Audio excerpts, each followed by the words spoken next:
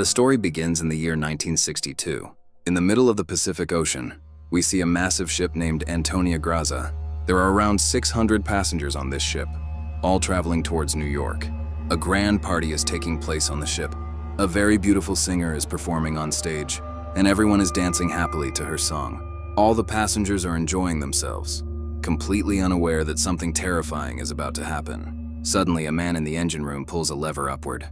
As soon as the lever is lifted, a sharp wire tightens and sweeps through the ship. Within seconds, the wire cuts through the people standing there, splitting their bodies into two pieces. Blood spreads everywhere. The atmosphere becomes horrifying. Only one girl survives. Her name is Katie.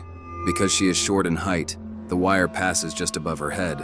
After this, the scene shifts forward by 40 years. We now see a group of people pulling a large old ship using a tugboat. Suddenly, the old ship starts sinking. Seeing this, the team leader sends a woman named Murphy onto the ship. Her task is to remove the wire connecting the ship to the tugboat. If the ship sinks, the tugboat will sink along with it. When Murphy reaches the ship, she discovers a crack in its lower section. Water is rapidly flooding inside.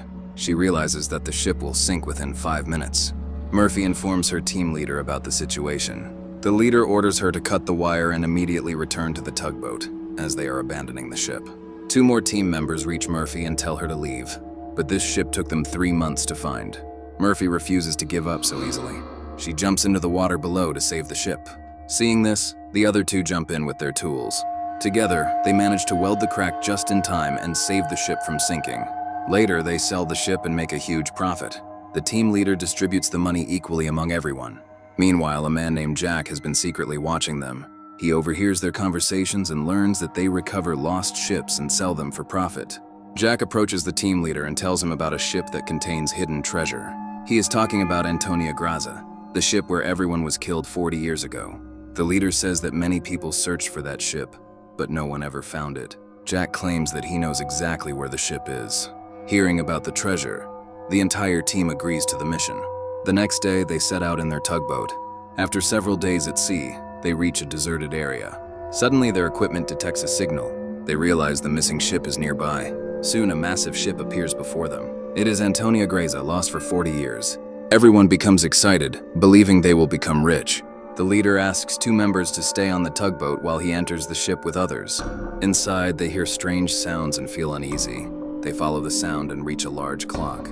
Its hand is still moving, then suddenly stops. The ship is completely ruined.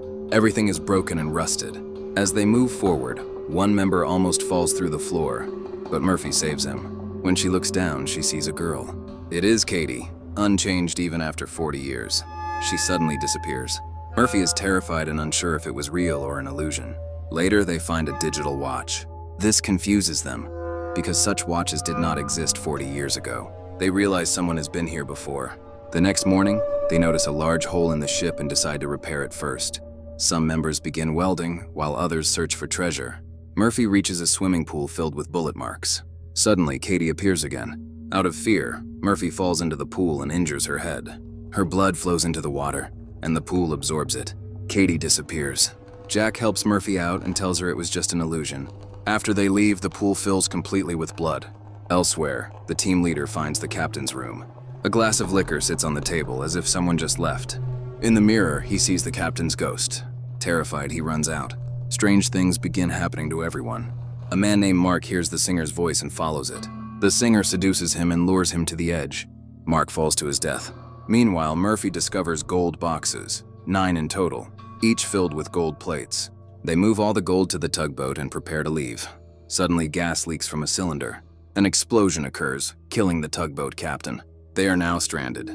Murphy investigates Katie's identity and finds her skeleton. Katie's spirit appears and explains that the souls are trapped until the man responsible is killed.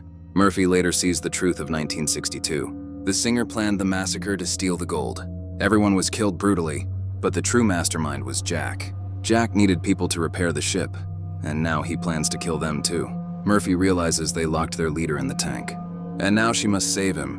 Murphy runs towards the tank to save her leader's life, but by then the tank is already filled with water, and the leader is dead. Murphy desperately tries to break the glass of the tank to save him, but the glass is extremely strong. No matter how hard she tries, she fails to save her leader. After this, Murphy goes to one of her remaining companions named Dodge. She tells Dodge the entire truth about Jack. Murphy warns him and says, "If you see Jack anywhere, shoot him immediately. I'm going to search for our other companion." Sometime after Murphy leaves, Jack appears in front of Dodge. Dodge remembers Murphy's warning. Jack realizes that Murphy has revealed his truth.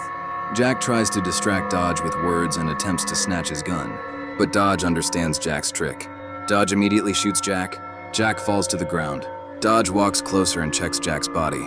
He believes that Jack is dead and leaves the place, but we see that Jack is still alive.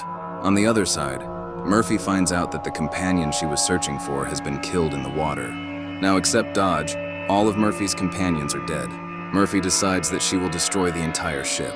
She starts planting bombs in every corner of the ship. Just then, Dodge comes to her. Dodge tells Murphy that he has killed Jack. Murphy replies that Jack cannot die because Jack is not a human, but a demon. She says that they must blast the entire ship. Only then will Jack be stopped from trapping more people here, and all the souls imprisoned on this ship will finally be freed. Dodge angrily argues with Murphy. He says that if they blast the ship, all the gold will be destroyed. They will return home empty-handed. Murphy tells him that the gold is actually Jack's trap. They will never be able to take it away. No matter what happens, she must destroy the ship. Jack realizes that Murphy will not change her decision. He reveals his true form. At this moment, we understand that Jack has already killed Dodge.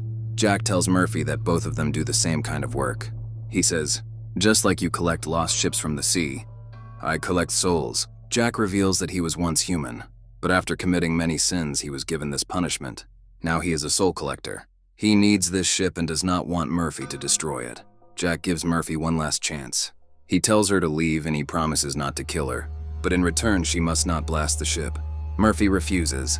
Jack attacks her with an iron rod and Murphy falls down. As Jack moves forward to kill her, Murphy shoots an arrow at the bomb remote and immediately jumps into the water. A massive explosion occurs. Because of the blast, the ship starts sinking. Murphy gets trapped under the ship in the water. She cannot find any way out and her breathing becomes difficult. Just then, Katie's soul appears. She holds Murphy's hand and shows her the way out. Murphy sees that all the souls trapped by Jack are now free. With great difficulty, Murphy reaches the surface. She sees all the souls leaving for their true world. All the souls on this ship were slaves of Jack. Only Katie's soul was not under his control. Katie's soul was pure, which is why Jack could never fully control her. That is why Katie kept helping Murphy again and again. Murphy floats in the sea using a box. Soon she reaches another ship, which rescues her. When Murphy is brought to the port, she looks out from the ambulance and sees that Jack is still alive. Jack is transferring all the gold from the destroyed ship to another ship, so that he can lure more people with greed, kill them, and imprison their souls. Lesson of the story: greed and evil intentions always lead to destruction. People who try to get rich by hurting others may seem powerful, but in the end their actions cause suffering and never truly end. The story teaches us that money gained through greed, betrayal, and violence is a trap. It destroys trust, lives, and peace. Murphy survives because she chooses humanity, courage, and sacrifice over gold. Another important lesson is that evil can be delayed but not completely destroyed unless people keep resisting it. Jack survives, showing that greed and evil still exist in the world, and it is our responsibility to stand against them. Finally, the story shows that pure intentions and kindness never die. Katie's soul helps Murphy because innocence and goodness are stronger than darkness. In short, choose humanity over greed, truth over profit, and courage over fear, because only goodness truly sets souls free.